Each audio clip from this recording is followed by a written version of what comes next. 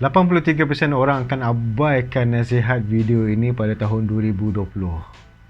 Bagaimana kita nak attract benda yang kita nak menggunakan law of attraction? Pernah tak kita terfikir kenapa susah sangat kita nak dapatkan benda yang kita nak? Assalamualaikum. Hai, Syafi'i sini. So hari ni Syah nak cerita pasal cara-cara kita nak dapatkan benda yang kita nak dengan senang menggunakan law of attraction. So law of attraction ni Syah tak nak cerita lebih sangat apa dia, you guys boleh google apa dia. Tapi law of attraction bagi Syah adalah superpower. Superpower setiap manusia ada, sama ada kita sedar atau tak sedar. Okay, contoh bagi contoh kan. Okay, pernah tak you pergi kedai atau pergi mana-mana shopping mall ke apa kan, you ada satu tempat parking yang you confident ada, walaupun masa tu tengah ramai orang atau yelah tengah peak hours kan, tapi you confident okay, parking kat sini mesti ada. Masa you pergi tempat parking tu, walaupun tengah banyak kereta, ada juga tempat kosong yang apa yang you nak. Mungkin you akan dapat on the spot, atau mungkin you kena tunggu dalam beberapa minit.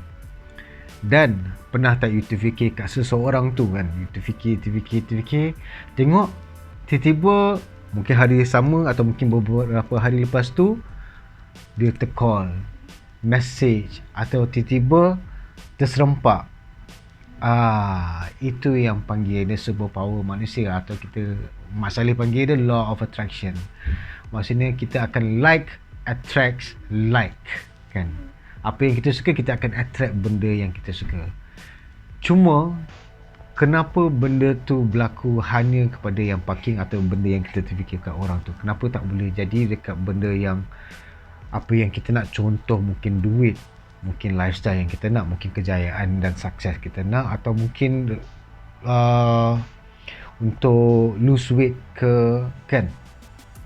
Okay, yes, benda tu boleh kita capai. Cuma dia bukan saja kita kena fikir, kita kena usaha juga. Usaha ni sangat penting dalam setiap benda yang kita nak capai.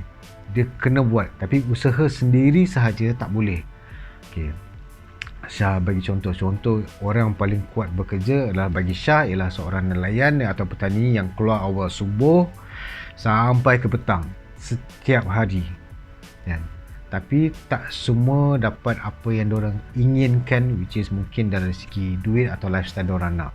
So maksudnya dalam cerita ni, usaha bukan sahaja untuk cara untuk kita dapatkan apa yang kita nak. Dia kena add on sikit, which is yang law of attraction ni kan? Apa yang kita visualize, apa yang kita rasa, apa yang kita sebut, benda tu pun main peranan yang penting untuk dapatkan apa yang kita nak. Okay. Masalah besar bila kita nak dapatkan apa yang kita nak ialah bila kita pandang apa yang orang dah ada tu. Apa yang orang dah ada yang kita nak. Okay, contoh kita bagi kekayaan pasal benda ni benda yang banyak orang nak. Kekayaan maksudnya wang kan. Apa perasaan kita bila kita tengok orang yang dah berjaya, orang yang dah kaya kan? And Syah boleh guarantee yang tadi Syah cakap tadi, 83% orang akan rasa apa? Rasa dengki, akan rasa macam boleh lah dia bapak dia keluarga dia kan. Ada dia rasa benda iri hati ni kan. Ada rasa benda negatif walaupun sikit kan. Okay, percaya ke tak? Pasal benda yang kecil ni kan, tengok kecil ni, pasal tu you tak dapat benda yang you nak. Because apa yang kita nak kan, apa yang kita cakap, apa yang kita fikir, semua ni adalah doa. Betul, kita balik kepada Islam, semua ni adalah doa. So kita nak benda yang kita nak. Contoh kita nak kekayaan, kita nak kaya kan.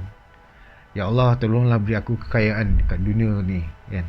Tapi bila kita jumpa orang yang dah kaya dan orang yang dah milik apa yang kita nak tapi kita belum dapat, kita akan rasa dia ni sombong lah, dia ni mesti rasuah, dia ni corrupted, dia ni macam-macam lah negatif kan. So benda tu dah kira macam tak selari. You faham tak? kan, dia tak selari. So yelah, Allah nak bagi kita satu benda, tapi kita sendiri pun fikir orang yang dapat benda ni orang yang sombong, orang yang rasuah, orang yang corrupted, kan. So macam mana Allah nak bagi? So first kali kita kena fikir ialah kita kena tunekan mindset kita, kan. Kita kena tunekan mindset kita, kan boy? Kita kena tahu apa yang kita nak. Masuk kita kena rasa bila orang yang dah dapat tu, kita pun kena rasa seronok juga orang tu dapat. Itu yang orang yang betul-betul berjaya, orang yang sukses, dia akan dapat benda yang apa diorang nak dengan senang. Dan kebanyakan 83% tu orang tak akan dapat pasal diorang ada hati busuk sikit. So kita kena bersihkan hati kita. So hopefully apa message Syah cerita kat sini dapat beri you guys manfaat.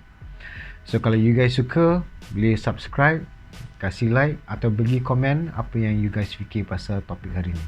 Okay, take care. Assalamualaikum.